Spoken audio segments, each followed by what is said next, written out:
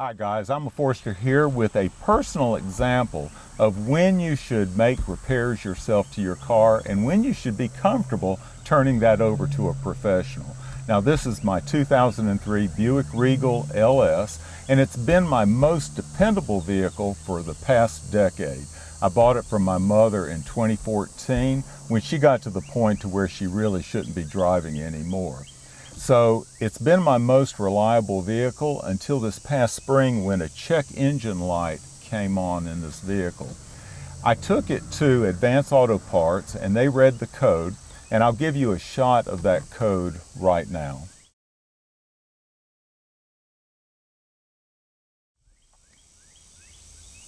Now the code is P0442. And it looked to me like maybe there was a second code, but they said, when I asked them about it, they said, no, there was just one. So I don't understand that because it looks to me like there were two codes.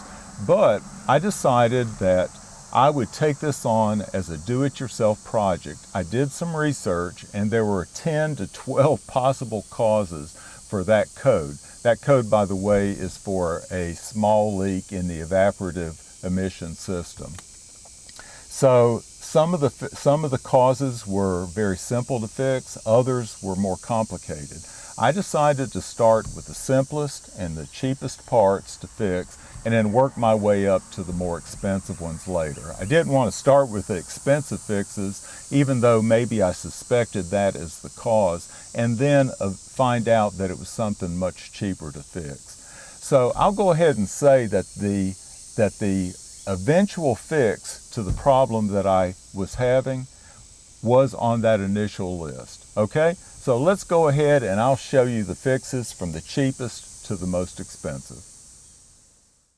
Okay, let's go to the back of the car and look at the first thing that I looked at, and I did this first because I didn't have to replace the gas cap. It was zero cost and I just gave it a good cleaning. So I looked and inspected the gas cap to see if there were any tears down here where it seals, and cleaned out the inside. I used WD-40 to do that cleaning, and I don't think that was a problem, but I went ahead and checked that box off anyway. Okay, next I went under the hood and I changed the engine air filter. Now this car has over 100,000 miles on it. I've had it for about 10 years, and to be honest, I don't think this had ever been changed. So I know I had never changed it. It's fairly easy. You just take this apart. I did have to take this brace off to get at it, but the replacement part air filter cost $15.99. Now after every part that I replaced, I would run the car to see if it made any difference. And my imagination said that this made a little bit of difference, but I don't know that it did or not. Next, I'll take this cover off, and you just do that by taking the oil filler cap out and then pulling it out of a slot back there. And I always put the oil filler cap back on. Okay, so the next two parts that I replaced was the PCV valve and the purge valve. So the PCV valve recycles blow-by gases from the crankcase back into the intake manifold to be reburned. And the purge valve, this one right here, regulates the flow of excess fuel vapors from the charcoal canister into the engine. I did the PCV valve first, and it was a very simple part to replace. Took maybe 5, 6, 7 minutes, no more than 10. And it cost $3.79, so it was a very cheap part to replace. I did research to see how you could tell if it was working or not, to diagnose it, and based on the research, it was working fine. But with this vehicle having over 100,000 miles on it, I thought it wouldn't do any harm to replace that anyway. Same thing with the purge valve. I did test it to see if it was working, and I could hear it turning on and off, on and off. It had good suction at the appropriate time. And so, same reasoning, I went ahead and replaced it. Now it was a little more expensive. It was $62.99. And so that was a little more expensive to replace. So on the list was the mass airflow sensor, this right here. And I did research on that. I didn't replace it, but based on what the research that I saw, it should be cleaned with a special cleaner just for that mass airflow sensor every time you change the oil. I had never cleaned it. In fact, I've never cleaned that on any vehicle. But I did buy the cleaner. It's a special cleaner just for that. It was $12.49. And I apologize for the cicadas. Not that I can do anything about it, but they are, I can't even hardly hear myself talk. I don't know how it's going to sound on the video. But that mass airflow sensor, so it measures the mass of air entering the engine. It sends that information to the engine control unit, and then that unit calculates the correct air-fuel mixture. Now, like I say, every time if I replace the air filter, if I replace the PCV valve, purge valve, and clean that mass airflow sensor, I would drive the vehicle between each repair, each part replacement, to see if it made any difference. My imagination said that I could tell some difference initially, but then as I drove further and further, the sluggish responsiveness became evident. And in fact, when I did the mass airflow sensor and cleaned it, and there may be a good reason for this, but the performance got terrible. So I almost didn't make it home after I cleaned that because there's a big hill that I have to go up to get to the house, and I almost couldn't make it up that hill. So after replacing the parts that I had already replaced, I had multiple discussions with others, including a couple of mechanics, and I started watching videos of one particular problem that this car was having, and it was getting worse and worse. That's poor acceleration when going uphill. One mechanic assured me that it just needed a new set of spark plugs, which had never been replaced with 100 miles on the engine. I asked a friend who ran a muffler shop if he thought it was the catalytic converter, and he assured me that the catalytic converter was fine. Now, he didn't run any tests, but he said I'd definitely know if it was the converter by either a sulfur smell or a rattling noise, neither of which I noticed. So I decided to go ahead and replace the spark plugs. They were $80.94, and I replaced this oil dipstick, level dipstick. It was $16.49. And the reason I had to replace it was I snapped it off, broke it in changing one of the spark plugs. So I changed the spark plugs, I replaced the oil level dipstick, and nothing changed in the car's performance, unless it even got worse.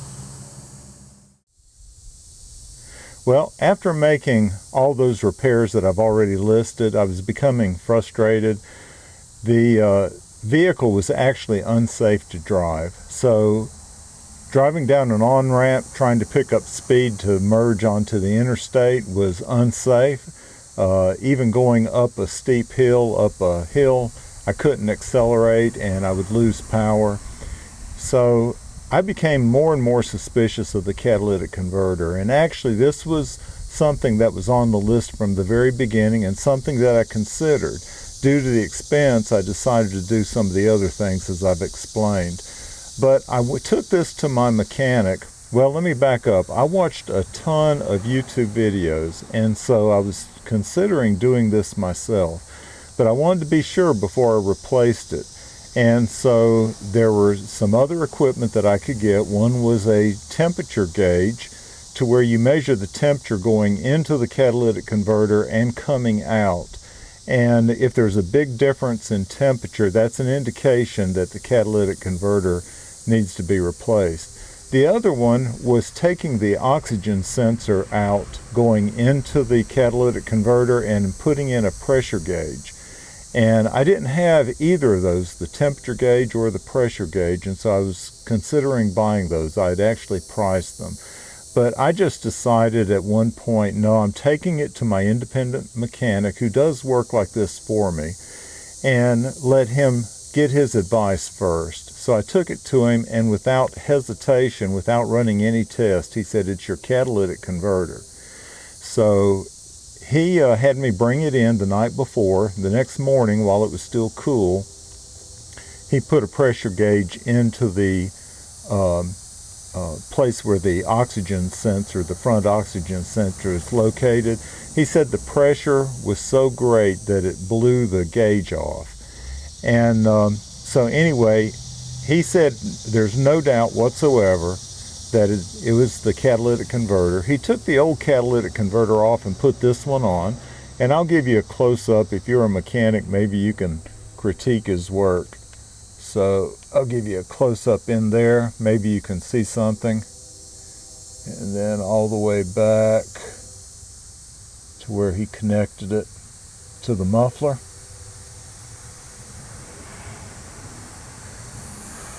But anyway, he showed me the old catalytic converter, and he ran a scope into it to where you could actually see it, and it looked to me like it was 100% blocked.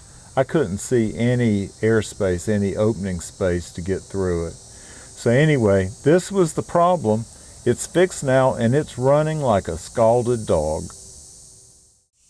Now, after replacing the catalytic converter, this car was running so well, I decided to go ahead and replace or repair a couple of other things.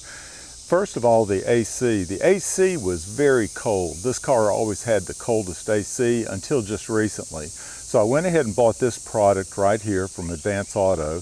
It came with a $15 rebate, and I recharged the AC. It was very easy to do. Watched a couple of YouTube videos for how to do it just to make sure I didn't screw something up. And the AC is as cold as ever right now. So this cost, let's see, $62.99, and it had a $15 rebate.